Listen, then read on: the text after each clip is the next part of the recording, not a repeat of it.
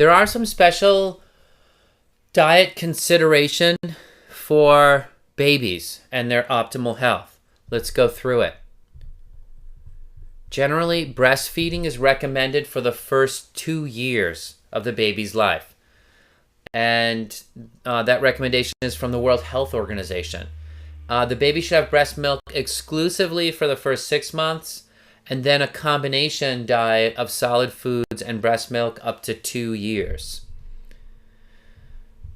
And the main reason for that recommendation is immunity, that your breast milk contains antibodies that can help protect the baby from infections. So when you are exposed, when the mother is exposed to a pathogen, your breast will contain the antibodies to that pathogen, and your baby will get those antibodies, and that will help your baby fight the infection. Also, and this is totally amazing, the lymph nodes in the areola of the nipple around the that sort of brown disc-like tissue around the nipple, the lymph nodes there read bacteria in the baby's saliva and start producing antibodies. So even if the mother's not exposed by breastfeeding, the baby can communicate to the mom which antibodies to produce. And so it does affect your baby's health and outcomes. That's why the World Health Organization recommends that you breastfeed up to 2 years as a minimum.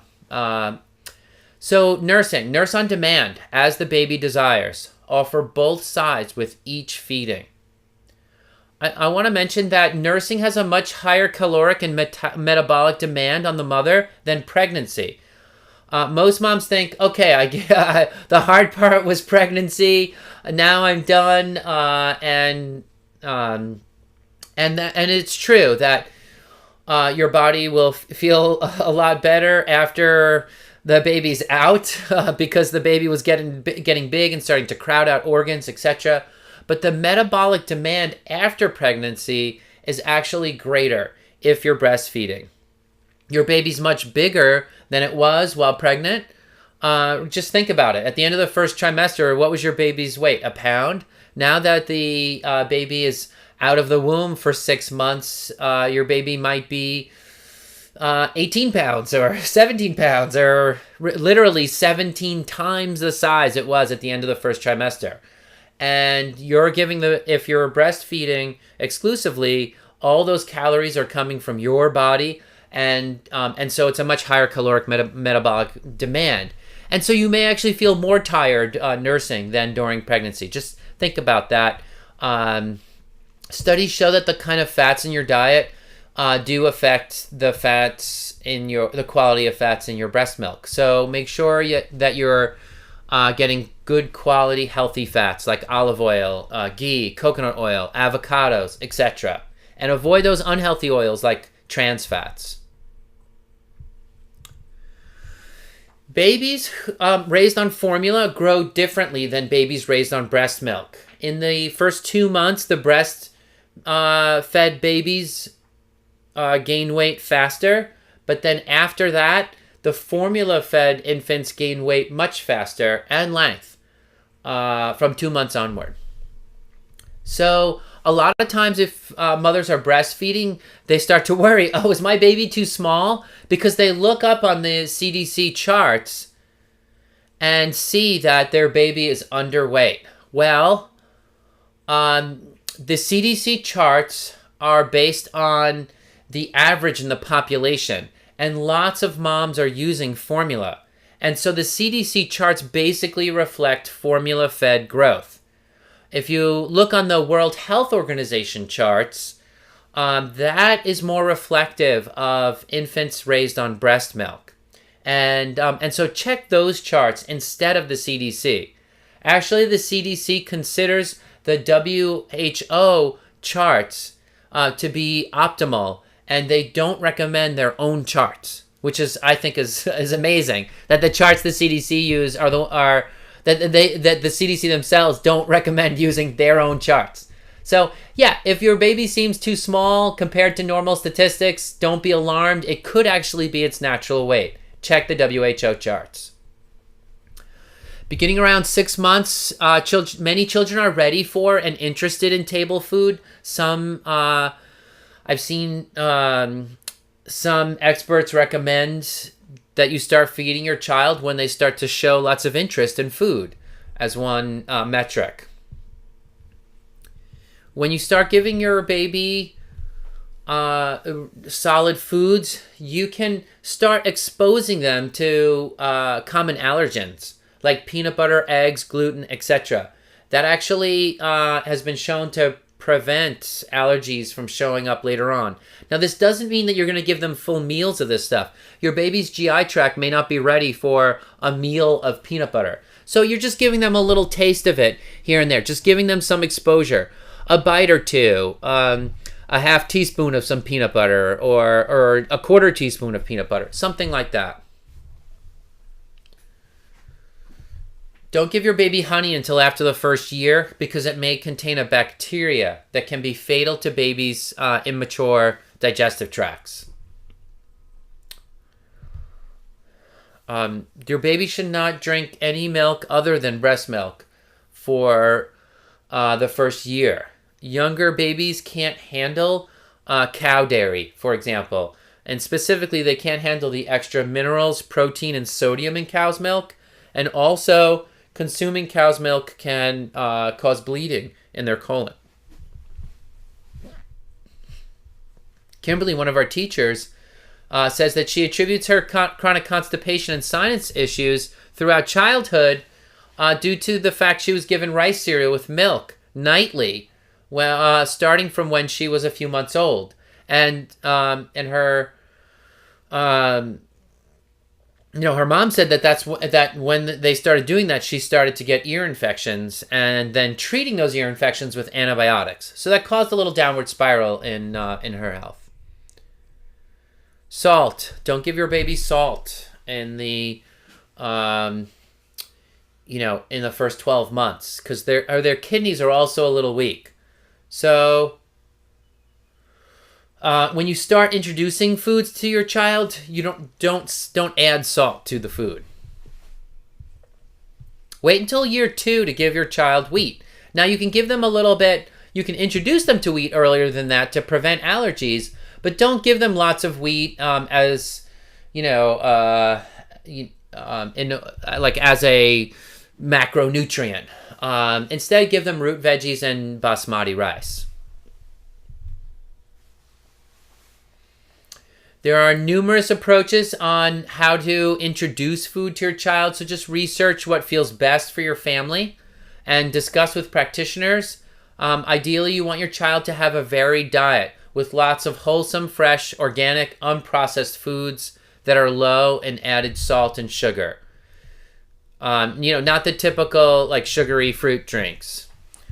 You want to start your child off on easy to digest foods around 6 months. Their GI tract is not fully mature yet, so first off, you're going to be doing purees of pears or carrots or butternut squash or peas, things that are easy to digest. You're not going to start your baby off on steak and fries or something that would be really difficult to digest for them, or something that's really intense like a radish or something. Who gives a baby radish the first meal? Nobody. Lots of kids are out there only eating mac and cheese. They're really picky eaters, and they remain picky eaters for the rest of their life. Some kids are, I've known kids that just eat chicken nuggets or mac and cheese, and that's it.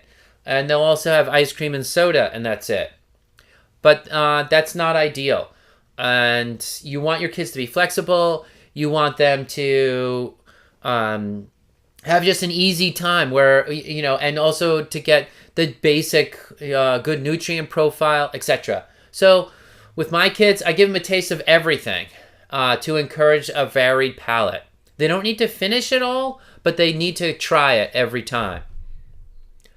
And I'm just always acclimating them to a variety of flavors, and even starting in the womb.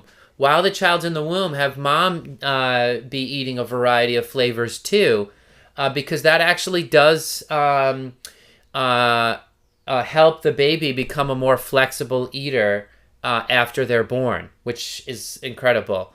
But it's true. So my third child, Francesca, she I think perhaps we overdid this with her because she prefers blue cheese to bread, and she won't eat ice cream, but she'll eat raw onions, and so she will she enjoys just a great variety of flavors, and I think of that. I do think of it as a success, but I hope she enjoys ice cream because it's a fun treat too. Anyway, you just keep trying with the foods, even if the baby doesn't like it at first. Research has shown that if you keep introducing the food, that the baby will eventually like it, and sometimes it takes 10 plus tries to acclimate them. You want your baby to eat how you eat. You don't want to teach your baby to only eat kid foods, and so develop their palate, and that will help them stay healthy. When you're at restaurants, consider ordering a smaller portion of a regular meal for your baby, or splitting your meal with them, as opposed to ordering a meal off the kids menu, because it's usually fried and unhealthy. I went out to a Thai restaurant just the other day, and one of my daughters ordered a corn dog with fries because that was what was on the kids menu.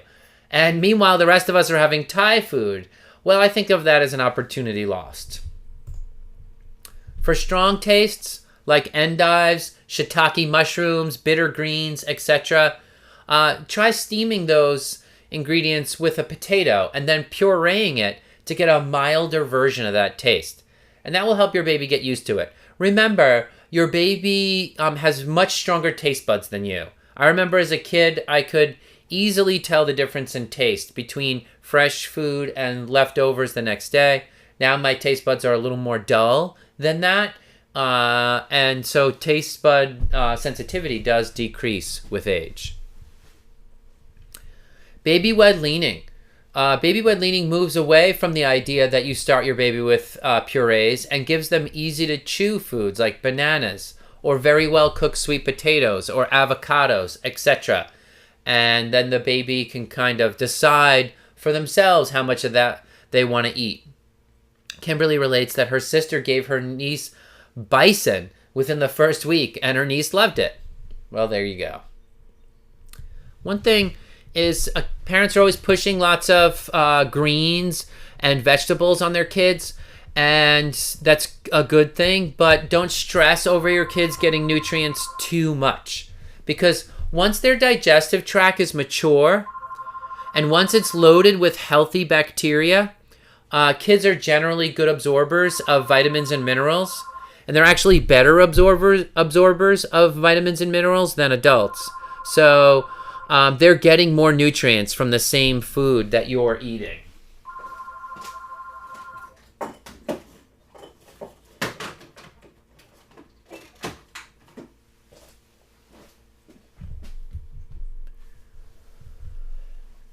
As the baby tries new foods, you might notice that allergies or sensitivities develop, and that your child is allergic to some foods. And if you notice that your baby has an allergic reaction, try to isolate which food it is and give them foods one by one, just to see which is the problematic food. And also, I'm going to mention that if the severity of the reaction is not that strong, you can try reintroducing the food at a later date, because often kids will grow out of an allergy. Part of the reason why children put everything in their mouths is because they're trying to seed their microbiome. They're getting their immune system exposed to lots of different pathogens, and that can be adaptive. Also, just note that excessive use of soap, especially antibacterial soap, can inhibit that process. Kids are in Kapha time of life. Babies are in kapha time of life. They crave a lot of kapha aggravating foods because they're trying to nourish their growing bodies, and that's a good thing. But then kapha can get aggravated, and they can come down with a cold, lots of mucus congestion, ear infections, etc. When those kapha symptoms come up, then switch them to a kapha pacifying diet for a little while until it clears, and then resume with the more nourishing foods.